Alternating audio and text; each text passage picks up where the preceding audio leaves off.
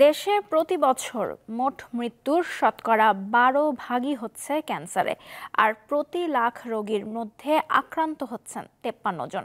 এসব রোগীর মধ্যে স্তন ক্যান্সার, ঠোঁট ও মুখ গহ্বর, পাকস্থলী ও জরায়ুর মুখ ক্যান্সারে আক্রান্তের সংখ্যা বেশি।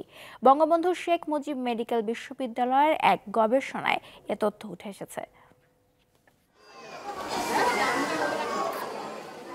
দেশে ক্যান্সার রোগীর সঠিক সংখ্যা এবং ধরন নির্ধারণের লক্ষ্যে 2023 সালের জুলাই থেকে চলতি বছরের 14 জানুয়ারি পর্যন্ত 2 ধাপে একটি গবেষণা কার্যক্রম চালায় বঙ্গবন্ধু শেখ মুজিব মেডিকেল বিশ্ববিদ্যালয়ের পাবলিক হেলথ অ্যান্ড ইনফরমেটিক্স বিভাগ।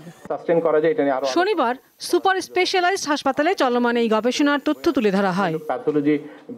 গবেষণায় 38 ধরনের ক্যান্সার শনাক্ত হয়। আক্রান্তদের মধ্যে 18 থেকে 75 বছর বয়সী সংখ্যা বেশি। আমরা দেখেছি যে যারা ক্যান্সার আক্রান্ত তাদের 17% হাইপারটেনশনে ভুগছিলেন, 6 হার্ট ডিজিজে 6%, diabetes 11%, kidney disease 3%, stroke 2% cancer রোগীকে আমরা এগুলো ভুগতে দেখেছি।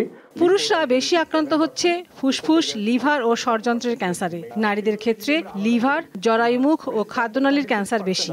ট্রিটমেন্ট হচ্ছে একটা বার্ডেন। আমরা যদি অ্যাওয়ারনেস ডেভেলপ করতে পারি, আমরা যদি কেন কজাল রিলেশনগুলো বের করতে পারি, দূর করতে পারি, দিস ইজ ভেরি ইম্পর্টেন্ট। এখন এই মুহূর্তে যদি তাকাই আমরা, হার্ট ডিজিজের পরে নেক্সট হচ্ছে কার্ডিয়াক অ্যান্ড কার্ডিয়াক ডিজিজের জন্য ক্যান্সার কিন্তু হচ্ছে সবচেয়ে বেশি ইম্পর্টেন্ট, কারণ হচ্ছে গ্লোবালি। এই ডাটা থেকে যেমন প্রতিরোধের বিষয় আলোচিত হবে, আমরা দেখেছি যে তামাক আর হাইপারটেনশন, ডায়াবেটিস এইগুলি এটার উপর ইফেক্ট করছে। এখান থেকে আমরা বুঝতে পারছি সব জায়গায় খরচ করতে হয়, আর এখানে খরচ কমালে উপকার হবে।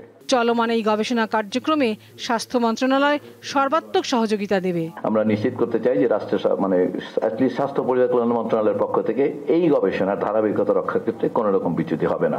তিনি জানান, আগামী 1 মাসের মধ্যে মহাখালী ক্যান্সার হাসপাতালে 2টি রেডিওলজি মেশিন চালু হবে, আর 1 সপ্তাহের মধ্যে দেশের 8 বিভাগে নির্মাণাধীন বিশেষায়িত ক্যান্সার হাসপাতালে প্রজেক্ট ডিরেক্টর নিয়োগ পাবেন। লাবণী গুহ, দীপ্ত সংবাদ, ঢাকা।